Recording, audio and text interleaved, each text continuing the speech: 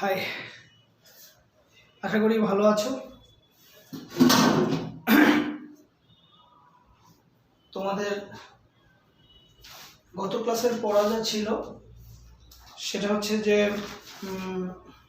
Impersonal verb, cognate verb, reflexive verb. আমি আবার একটু বলে যাই, হোয়াট ইজ কগনিট ভার্ব। তোমাদের নিশ্চয়ই মনে আছে যে ভার্বটার সাবজেক্ট এবং যে ভার্বটার ভার্ব, যে ভার্বটা তার সেম কোয়ালিটির একটা অবজেক্ট নেই, বা যে ভার্বটার অবজেক্টটা সেম, ওই একই ধাতু থেকে একই ধাতু থেকে নির্মিত একটা শব্দ। Dream, dreamed. ফরমেশনটা আলাদা থাকতে পারে। যেমন অনেস্ট শব্দটা, অনেস্টি যদি বলি তখন সেটা নাউন হয়ে যায়, অনেস্ট যদি বলি তখন সেটা অ্যাডজেক্টিভ হয়ে যায়, আর অনেস্টলি বললে তখন সেটা অ্যাডভার্ব হয়ে যায়। এটার রূপ চেঞ্জ হতে পারে, কিন্তু মূল যে ধাতুটা, মূল যে অংশটা সেটা তো সেম। সেই জন্য যে ভার্ব তার সেম কাইন্ডস অফ অবজেক্ট নিয়ে থাকে তাকে বলা হয়, এক কথায় যে ভার্বের দিকে তাকাবো ভার্বটা এবং অবজেক্টটা সেম বা একই ইয়া থেকে উৎপন্ন একটা শব্দ, তখন ভেবে নিবে এটা কগনিটিভ ভার্ব। ইম্পার্সোনাল ভার্ব কালকে আমি বুঝেছি, ন্যাচারাল কিছু বিষয় থাকে যেগুলোর কোনো সাবজেক্ট থাকে না, কর্তা থাকে না, ডুয়ার থাকে না, this kinds of verb. Impersonal বোঝাই যাচ্ছে যে পার্সন নেই। রিফ্লেক্সিভ হচ্ছে যে সকল ভার্বের অবজেক্ট এবং সাবজেক্ট, যে সকল ভার্ব তার অবজেক্ট এবং সাবজেক্ট একই ব্যক্তিকে নিয়ে থাকে তাকে বলা হয় রিফ্লেক্সিভ ভার্ব। এটা হচ্ছে রিফ্লেক্সিভ ভার্ব। ভার্বগুলো অনেক প্রকার, তো একটু কনফিউজড হয়ে যেতে পারো বা একটু এলোমেলো হয়ে যেতে পারো। আই এম শিওর যে already plenty of people has got confused. তোমরা অলরেডি কনফিউজড হয়ে গেছো হয়তো, কিন্তু আমরা এটা আবার রিভিশন করব। আমি আবার বলবো, আর কনফিউজড হওয়ার খুব বেশি কিছু নেই, একটু প্র্যাকটিস করলেই হয়। ফিনেট ভার্ব, নন ফিনেট ভার্ব, যেটা টেন্সের সাথে পরিবর্তন হয় না। ট্রানজিটিভ, ইনট্রানজিটিভ, যেটার অবজেক্ট আছে যেটার অবজেক্ট নেই। পজিটিভ হচ্ছে যেটা অন্যকে করায়। ফ্যাক্টিটিভ হচ্ছে যে একটা শুধু অবজেক্ট না, অবজেক্টের পরও আরও কিছু লাগে যেটার অবজেক্ট করার জন্য। তারপরে ইমপার্সন হচ্ছে যেটার অবজেক্ট থাকে না, সাধারণত ইট অবজেক্ট হয়। তারপর রিফ্লেক্সিভ হচ্ছে লাস্টে রিফ্লেক্সিভ একটা প্রোনাউন থাকে। তারপরে কগনিট হচ্ছে যে ওই ভার্বটা এবং অবজেক্টটা সেম কাইন্ডস অফ। এই তো মোটামুটি একটু keep in touch, just keep in touch, ঠিক হয়ে যাবে। এটা কনফিউশনের কিছু নেই। ইতিমধ্যে কিছু স্টুডেন্টসের মনে প্রশ্ন জেগে গেছে যে স্যার, ক্লাসে থাকলে এখন জিজ্ঞেস করতো স্যার স্যার স্যার কি স্যার এটা পরীক্ষায় কিভাবে আসিবে। এই প্রশ্নটা অলরেডি অনেকের মনের মধ্যে ঘুরপাক খাচ্ছে, ফ্যানের মতো ঘুরতেছে। তাদেরকে বলি যে পরীক্ষার চিন্তা ইজ নট ইয়োর ম্যাটার। পরীক্ষায় কিভাবে আসবে না আসবে, it's hour headache, not yours. তোমার কাজ কি তাহলে? তোমার কাজ হচ্ছে ভার্বগুলো সুন্দরভাবে বুঝে নেওয়া, যে হ্যাঁ এটা এই ভার্ব, এটা ওই ভার্ব, ওটা ওই ভার্ব, ওটা ওই ভার্ব। এটা যদি তুমি বুঝে নিতে পারো, then you don't have any problem যে কীভাবে পরীক্ষায় আসবে। কীভাবে একটা ব্যাটসম্যান যখন নেটে প্র্যাকটিস করে তখন কি সে জানে যে কি বল ওখানে ফেস করতে হবে? নো। কারণ হচ্ছে যে একটা বল যেভাবে হয় ঠিক ওই রকম বল আরেকটা হয় না, কোনোভাবেই হয় না। একটা বলার সারা জীবনে একরকম, ঠিক একই রকম, একই সুইং, একই গতি, একই কিছু, ওই রকম বল জীবনে 5টাও করতে পারে না। সো পরীক্ষায় কিভাবে আসবে এটা নিয়ে তোমার টেনশন নেই। তুমি জাস্ট এটা নারী নক্ষত্রটা ক্যাচ করো, তুমি বলো, বুঝতে পারো যে হ্যাঁ এটা ইম্পার্সোনাল ভার্ব, দ্যাটস ইট। আর লাগবে না, কীভাবে করবো সেটা আমাদের ব্যাপার, ঠিক আছে? You just keep your attention to your study, আর কিছুই না। আচ্ছা, নাও নেক্সট হচ্ছে ভার্ব অফ ইনকমপ্লিট প্রেডিকশন। আমি জানি না এই ভার্বটা কীভাবে এখানে আসলো, এটার খুব একটা গুরুত্ব আছে বলে আমি অনেকগুলো বই পুস্তকে দেখলাম যে খুব একটা নাই। এখন যদি এরকম হয় তাহলে তো অনেক 30 প্রকার ভার্ব পড়া লাগবে, অনেক ভার্ব আছে। তো এই সকল ভার্ব অহরহ 100 বছরও সারা জীবনে কাজে লাগে না খুব একটা, মানে কাজে লাগে না বলতে এই ভার্বের প্রয়োগ হয়তো আছে কিন্তু এগুলোর খুব একটা ইয়া নাই। আর আমি চাইতেছি যে শুধু শুধু তোমাদের মাথাটাকে না বিগড়ায়া যে 100 মানে 20টা 30টা প্রকার ভার্ব পড়াইয়া তোমাদের মাথাটাকে টোটাল বিগড়ে না দিয়ে জাস্ট যেই ভার্বগুলো আসলে তোমাদের দরকার, যেই ভার্বগুলো আসার মতো, যে ভার্বগুলো আসলে প্রয়োগ আছে, যেই ভার্বগুলোর আসলে গুরুত্ব আছে, এইগুলো লিসেন দেওয়াটাই আমার কাছে মনে হয় অ্যাপ্রোপ্রিয়েট। আশা করি অনেক কথা বলে ফেলেছি, তোমরা হয়তো অনেক কথা এতক্ষণে বিরক্ত হয়ে গেছে যে পেঁচাল না মেরে স্যার ক্লাসটা শুরু করেন, হয়তো এরকম একটা মুডে চলে আসছো। আই এম সরি, বিকজ আর এই কথাগুলো বলার দরকার ছিল, সেই জন্য বললাম। তো আমি এই ভার্বটা কিউট করলাম, এই ভার্বটা কোট করে দিলাম যে এটা দরকার নেই।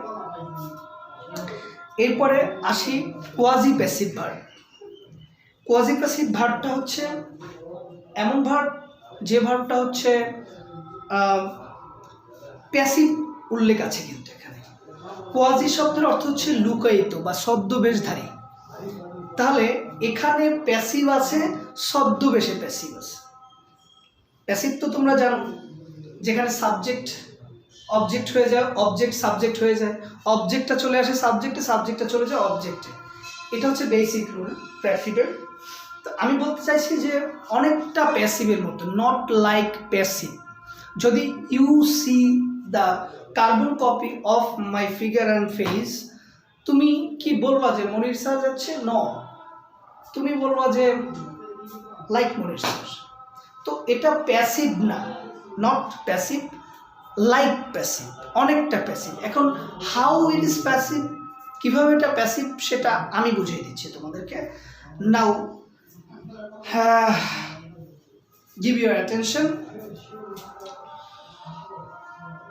প্রথম হচ্ছে এখানে আমি ইয়াটা পড়ে যাই, কি জানো, সংজ্ঞাটা পড়ে যায়, কতগুলো ট্রানজিটিভ ভার্ব, ভার্বগুলো ট্রানজিটিভ অর্থাৎ এটার অবজেক্ট আছে। ট্রানজিটিভ ভার্ব আকারে অ্যাক্টিভ হলো, অর্থের দিক থেকে প্যাসিভ। আকারে অ্যাক্টিভ হলো, অর্থের দিক থেকে প্যাসিভ। তাহলে আমরা একটা সেন্টেন্স লিখি, যেমন honey taste sweet,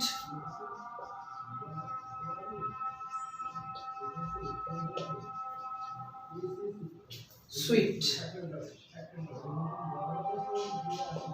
honey taste sweet. এই যে টেস্ট শব্দটা, টেস্ট শব্দটাকে যদি আমরা প্রশ্ন করি যে কে টেস্ট করে, এটার এটার সাবজেক্ট নাই। সাবজেক্ট না থাকা সামথিং ইজ রং।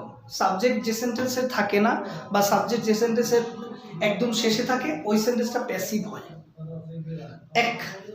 প্যাসিভ হওয়ার একটা লক্ষণ। দুইটা লক্ষণ হচ্ছে এটার যে অবজেক্ট, অর্থাৎ কি প্রশ্ন করার পরে যে উত্তরটা পাবো, সেই অবজেক্টটা আছে সাবজেক্ট। কি টেস্ট করবে? হানি। কি প্রশ্নের উত্তরে যে আনসার হয় সেটা থাকার কথা ছিল এখানে।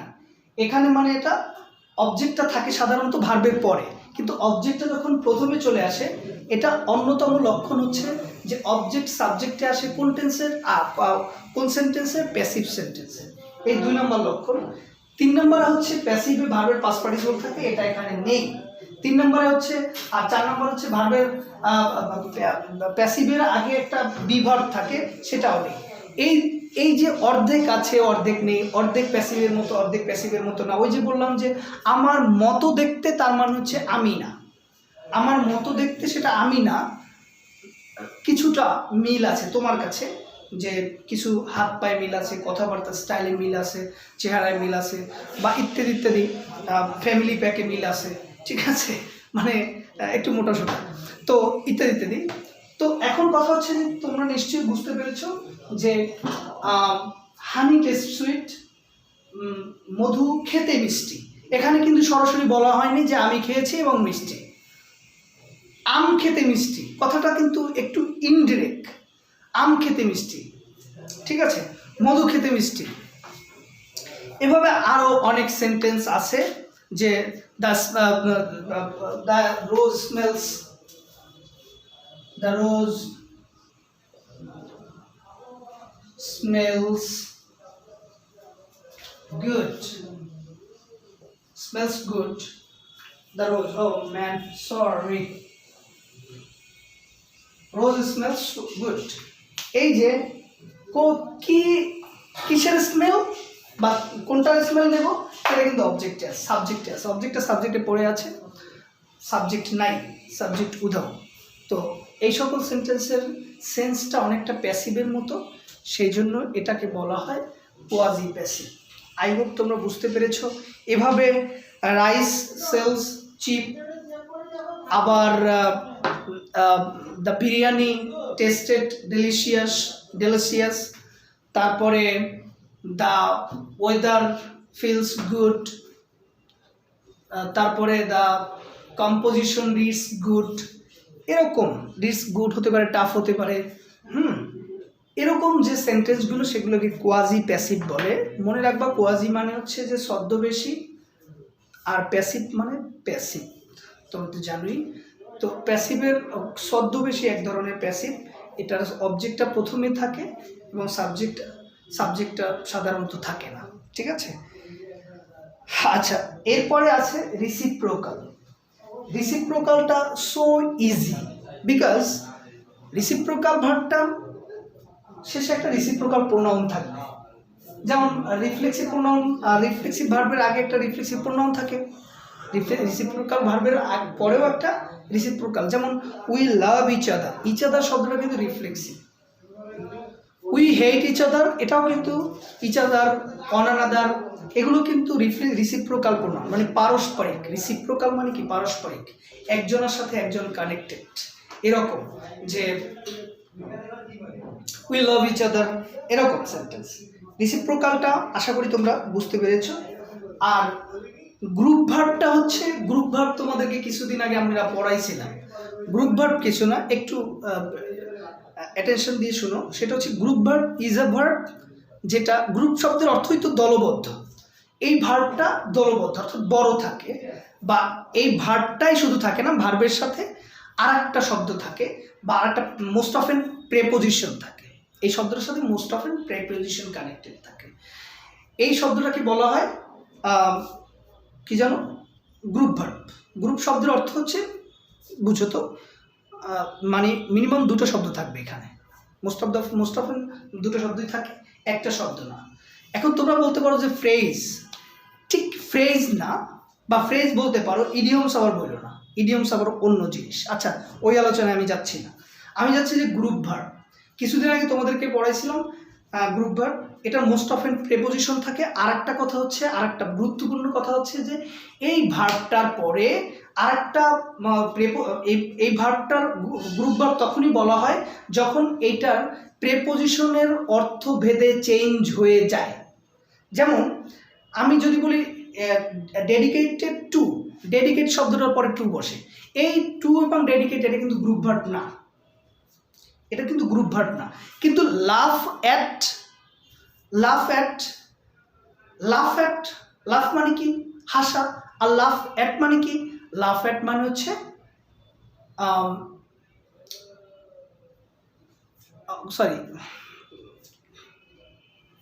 অবজ্ঞা করা। লাফ অ্যাট মানে অবজ্ঞা করা।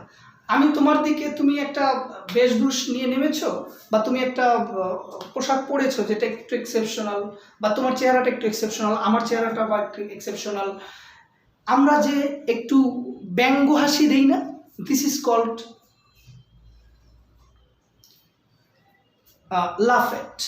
এরপরে তোমরা দেখেছো যে কলের পরে কল ইন আসলে একটা ভার্ব, কল অফ আসলে একটা অর্থ, কল এরকম। আবার লুক অর্থ তাকানো, লুকের পর আফটার আসলে সেটা আর তাকানো থাকে না, সেটা হয়ে যায় দেখাশোনা করা। লুক ইনটু মানে আবার অনুসন্ধান করা। এই যে আবার টেল আপন, টেল শব্দটার অর্থ বলা, টেল আপন অর্থ ক্ষতি করা। এই যে প্রেপোজিশনটা আসার পরে একদম আমূল অর্থটা চেঞ্জ হয়ে যায়। আবার দেখো টেক অর্থ নেয়া, জাস্ট। এখন টেক আফটার, তুমি বলতে পারো যে টেক অর্থ নেওয়া, আফটার অর্থ পরে, তাহলে আফটার পরে নেওয়া। না ম্যাম, পরে নেয়া না, এই টেক আপটার মানে হচ্ছে দেখতে একই রকম হওয়া। If I say you look, you takes after your mother, sorry you she takes after her mother বা he takes after his mother, then এই যে টেকস আফটার মানে মনে করা হয়, টেকস আফটার মানে বলা হচ্ছে এখানে যে দেখতে একই রকম হওয়া, দেখতে একই রকম হওয়া। আমি আশা করি তোমাদেরকে বুঝাইতে পারছি যে গ্রুপ ভার্ব হচ্ছে এমন একটা ভার্ব যেটার পরে একটা প্রেপোজিশন থাকবে। প্রেপোজিশন থাকাটাই শেষ কথা না, প্রেপোজিশন থাকলে প্রেপোজিশনের পরে অর্থটা চেঞ্জ হয়ে যেতে হবে। এখন তোমার প্রশ্ন থাকতে পারে, স্যার আমরা কেমনি বুঝবো যে এটা প্রেপোজিশন আছে, এটার অর্থ চেঞ্জ হয়ে গেছে? এই জন্যই তো তোমাদেরকে আগে মুখস্থ করাই নিয়েছি। এবং দিস পার্ট, এই যে গ্রুপ ভার্ব সেকশনটা, এটা খুব গুরুত্বপূর্ণ একটা বিষয়। এভরি পাবলিক পরীক্ষায় এগুলো আইসা তোমাদেরকে জানাইতে থাকবে। এভরি পাবলিক পরীক্ষা, প্রত্যেক পাবলিক পরীক্ষায় 2-4টা গ্রুপ ভার্ব থাকে, অ্যাটলিস্ট একটা থাকলেও থাকবে। পাবলিক পরীক্ষা এবং গ্রুপ ভার্ব এবং ইডিয়মস এর সাথে একটা মানে সংসার আছে মনে হয়, যেন একদম এক ছাদের নিচে বসবাস করার একটা ব্যাপার আছে মনে হয়, যেন একদম সাংসারিক ব্যাপার। এরা কেউ কাউকে ছেড়ে যায় না। সকল গ্রুপ ভার্ব আর সকল পাবলিক পরীক্ষার মধ্যে একবার গ্রুপ ভার্ব একটা না একটা থাকবে। তো বি কেয়ারফুল অ্যাবাউট দ্যাট। এই গেল গ্রুপ ভার্ব। আমি তিনটা পড়াইছি। একটা হচ্ছে কোয়াজি প্যাসিভ, যেটা লুকেই থাকে, প্যাসিভের মতো দেখতে কিন্তু আসলে প্যাসিভ না। শরীরটা দেখতে অ্যাক্টিভের মতো কিন্তু অর্থটা প্যাসিভের মতো। শরীরটা দেখতে প্যাসিভে অ্যাক্টিভের মতো, শরীর অ্যাক্টিভ আর অর্থ প্যাসিভ। এরপরে আর রিসিপ্রোকাল তো বুঝছো, গ্রুপ ভার্বটা তো আমি এইমাত্র বুঝালাম। এরপরে আছে infinitive participle gerund. This part is most important. Take a great attention here. যে এই তিনটা verb, these three verbs is most often so confusing and so important. If you have to face any kinds of verb, if you have to take exam, মানে তুমি যখন পরীক্ষায় দিবা sit for exam, দেন যদি কোনো ভার্ব সম্পর্কে আসে কিছু বা ভার্ব আইডেন্টিফিকেশন কোনো প্রকার ভার্বের মধ্যে কিছু আসে, তাহলে মনে রাখবা যে এই 3 প্রকার থেকে আসার সম্ভাবনা হচ্ছে 60 থেকে 70%। 60 থেকে 70% পসিবিলিটি ইজ হিয়ার ফর এই যে নন ফাইনাইট 3টা ভার্ব। এতদিন আমরা যে ভার্বগুলো পড়ছি, মজার ব্যাপার হচ্ছে এতদিন যে আমরা ভার্বগুলো পড়ছি এগুলো সব ফিনাইট ভার্ব, কারণ এগুলো সবই টেন্স অনুসারে, নাম্বার অনুসারে পরিবর্তিত হয়। আর আজকে আমরা দুটো ভাগের পরের ভাগে ছিল মাত্র 3টা ক্লাসিফিকেশনস। এই ভাগটাতে অনেক ক্লাসিফিকেশন ছিল। আমি বলেছিলাম যে ফিনাইট ভার্ব 2 প্রকার, প্রিন্সিপাল, অক্সিলারি, তারপরে অক্সিলারি ভার্ব 2 প্রকার, মোডাল। অক্সিলারি ভার্বটা 2 প্রকার, এটা পড়ানো হয়নি এর নেক্সট ক্লাসে, সরি। অক্সিলারি ভার্ব, মোডাল, ওইটা পড়ানো হয়েছিল। আচ্ছা যাই হোক, হোয়াটএভার, আমি দেখবো। প্রিন্সিপাল ভার্ব 2 প্রকার, transitive, intransitive, transitive verb, transitive, তারপরে যত প্রকার এই যে ভার্বগুলো পড়েছি সেই ভার্বগুলো প্রায় সবগুলো ট্রানজিটিভ ভার্ব, সবগুলো ট্রানজিটিভ ভার্ব। আজকে আমরা আসছি যে ভার্বটাতে, সে ভার্বটার নাম হচ্ছে ইনট্রানজিটিভ ভার্ব। ইনট্রানজিটিভ ভার্বের মধ্যে প্রথম নাম্বারটা হচ্ছে infinitive. Infinitive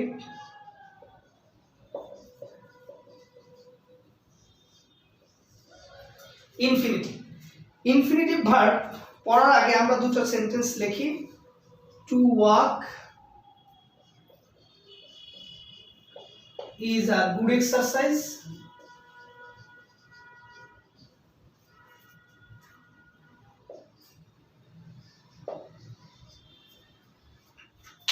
To walk is a good exercise.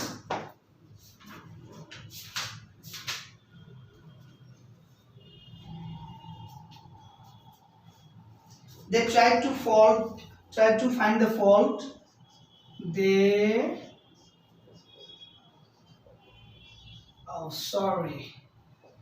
tried to find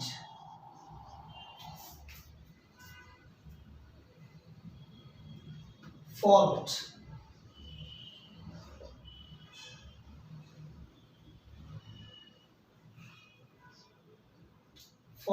with us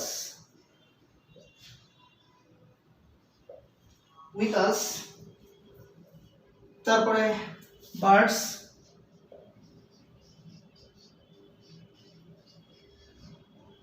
loves to sing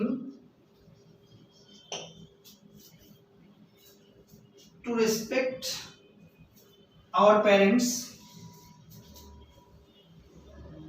to respect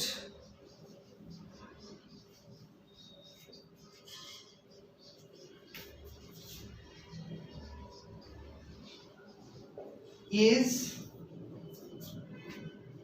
our duty, our duty. 1 2 3 4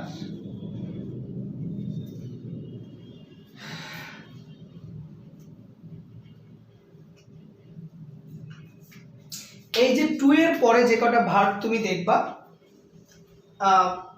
এই ভার্ব কটা হচ্ছে ইনট্রানজিটিভ ভার্ব। তুমি এখানেও বলতে পারো যে টু এর সাথে এবং ভার্বের সাথে ইনফিনিটিভ, টু আর ইনফিনিটিভের সাথে একটা আলাদা সম্পর্ক আছে। কারণ ইনফিনিটিভ মানে হচ্ছে অনেকটা, অনেকটা সংখ্যা, to plus verb, to plus verb.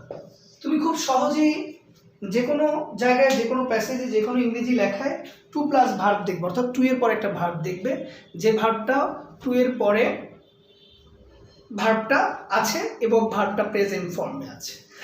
এই টাইপের যে ভার্বগুলো, এই টাইপের ভার্বগুলো সবসময় ইনফিনিটিভ ভার্ব হয়, ইনফিনিটিভ ভার্ব হয়। তোমরা এটা বুঝে গেছো, তাহলে তোমাদের কাছে এটা সহজ মনে হচ্ছে যে টু এর পরে ভার্ব থাকলে তো এটা ইনফিনিটিভ ভার্ব, টু এর পরে ভার্ব থাকলে এটা ইনফিনিটিভ ভার্ব। এর আগে আরো কিছু কথা বলার আছে, সেটা হচ্ছে যে এই ভার্বটা নাউনের কাজ করে। কিসের কাজ করে? নাউনের কাজ করে। আরও একটু ব্যাখ্যা করে বললে এই ভার্বটা কখনো সাবজেক্ট কখনো অবজেক্ট হিসেবে কাজ করে। ঠিক আছে, তাহলে আমরা কি সংজ্ঞা দিতে পারি? এখানে কি সংজ্ঞা লেখা আছে?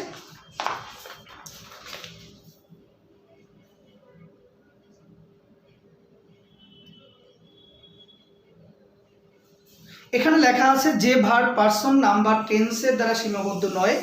কথাটা সত্য কিন্তু আংশিক সত্য। যে ভার্ব টেন্স নাম্বার প্রেজেন্ট আর নাম্বার পার্সন টেন্স অনুসারে পরিবর্তিত হয় না, সেটাকে ইনফিনিটিভ বলা হয়, কথাটা সত্য। কিন্তু সেটাকে জিরান্ডো বলা হয়, সেটাকে আবার পার্টিসিপল বলা হয়। এক কথায় ওটা হচ্ছে ইনট্রানজিটিভ আর ইনফিনিটিভ ভার্বের উদাহরণ। আমি যেটা বলি সেটা শুনো।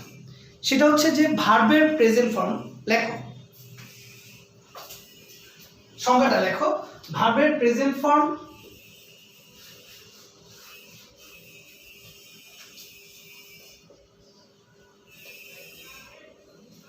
when the present form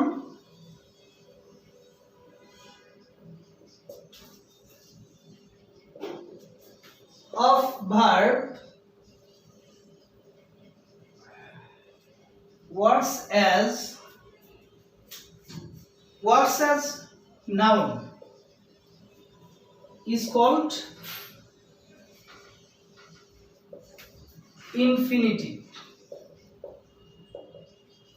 It's called infinitive. মানে যখন একটা ভার্ব, যখন ভার্বের প্রেজেন্ট ফর্ম, কথাটা খুব ভালো করে শুনবা, যখন when the present form of verb, অনেকে হয়তো পড়তে পারতেছ না কারণ লেখাটা খুবই হিজিবিজি আর আমার লেখা খুবই বাজে। when the present form of verb works as a noun is called infinitive. যখন ভার্বের প্রেজেন্ট ফর্মটা নাউন হিসেবে কাজ করে তখন সেটাকে ইনফিনিটিভ বলা হয়। এখন তুমি যখন দেখবা যে I go to school, I go to SCHOOL school, এই যে গোটাও তো প্রেজেন্ট ফর্ম, তাহলে এটা কি ইনফিনিটিভ? না। এটা কি ইনফিনিটিভ? না, এটা ইনফিনিটিভ না। প্রথম কথা হচ্ছে যে এটা একটা ফাইনিট ভার্ব, এটা নন ফাইনিট ভার্ব হওয়ার প্রশ্নই নেই। তাহলে কোথায় ইনফিনিটিভ বুঝবো? টু এর পরে ভার্ব থাকলে বুঝবো। হ্যাঁ, টু এর পরে ভার্ব থাকলে মোস্ট অফ দ্য টাইম 80%ই টু এর পরে ভার্ব, 80% 90% টু এর পরে ভার্ব থাকলেই সেটাকে আমরা ইনফিনিটিভ ধরে নেব। কিন্তু আরও কথা আছে, সেগুলো হয়তো আজকে বলতে পারবো কিনা জানি না, নেক্সট ক্লাস হয়তো বলতে হবে। তাহলে দেখো যে কি যেন বলতেছিলাম, ও পার্থক্য হচ্ছে যে এই ভার্বটা ইনফিনিটিভ, কারণ এটা নিয়ে নাউন হিসেবে কাজ করেছে, এইটাও নাউন হিসেবে কাজ করেছে, কিন্তু এটা নাউন হিসেবে কাজ করেনি। আমি দেখাই কিভাবে নাউন হিসেবে কাজ করেছে। এই সেন্টেন্সটা যদি তুমি ডিভাইড করো তাহলে সাবজেক্ট ভার্ব বাকি অংশ, সাবজেক্ট ভার্ব বাকি অংশ। এখন বলো তো সাবজেক্ট কখনো ভার্ব সাবজেক্ট হতে পারে না? সাবজেক্ট হতে পারে নাউন, না হয় প্রোনাউন। সাবজেক্ট হওয়ার ক্ষমতা তো শুধু পৃথিবীতে আছে নাউনের, না হয় প্রোনাউনের। আর কোনো পার্সোনালিটি সাবজেক্ট হওয়ার ক্ষমতা রাখে না। হ্যাঁ, তাহলে এই যে ওয়াক, এটা সাবজেক্ট হলো, এটা ওয়াক তো ভার্ব। তোমার প্রশ্ন, ইউর কোশ্চেন ইজ ওয়াক তো ভার্ব স্যার, তাহলে এটা সাবজেক্ট হলো কিভাবে? হ্যাঁ, এটা সাবজেক্ট হয়েছে এবং এটা এখন আর ভার্ব নেই, এটা এখন আর ভার্ব নেই, এটা হয়ে গেছে একটা নাউন। এটা একটা নাউন। দে ট্রাইড, তারা চেষ্টা করেছিল, টু ফাইন্ড, তারা চেষ্টা করেছিল, কি চেষ্টা করেছিল? টু ফাইন্ড, খুঁজতে চেষ্টা করেছিল। এই যে কি প্রশ্নের উত্তরে খুঁজতে আসছে, এই খুঁজতে হচ্ছে এটার অবজেক্ট। তারপরে ফল্ট উইথ আস, ওটা তো সেন্টেন্সের প্রয়োজন অনুসারে ইত্যাদি ইত্যাদি আনা হয়েছে, বা এটাও একটা অবজেক্ট। কি খুঁজছিল? ফল্ট খুঁজছিল। কি করছিল? খুঁজছিল। আচ্ছা, তাহলে এটাও ভার্ব, এটাও ভার্ব, এটা অবজেক্ট, এটা অবজেক্ট, দুটো অবজেক্ট। এটা সেন্টেন্সের প্রয়োজন অনুসারে দুটো অবজেক্ট থাকতে পারে। তো এই যে অবজেক্টটা, এটা কিন্তু নাউন। নাউন আর প্রোনাউনই কেবল অবজেক্ট হওয়ার ক্ষমতা রাখে। সাবজেক্ট হওয়ার ক্ষমতাও নাউন প্রোনাউনের আছে, অবজেক্ট হওয়ার ক্ষমতাও নাউন প্রোনাউনের আছে। Bird loves, bird loves what? পাখি কি ভালোবাসে? টু সিং, গান গাইতে ভালোবাসে। এই যে কি প্রশ্নের উত্তরে আমরা যেটা পেলাম, এটা একটা নাউন এবং এটা একটা অবজেক্ট এবং এটা noun. To respect our parents is our duty, আমাদের ডিউটিটা কি? কি প্রশ্নের উত্তরে আমরা এখন পাবো? To respect. তাহলে here to respect is a verb, যেটা নাউন হিসেবে কাজ করেছে, এবং নাউন হিসেবে কাজ করলে সেটাকে আমরা বলবো infinitive. Thank you so much, ভালো থাকো, আবার দেখা হবে বেঁচে থাকলে।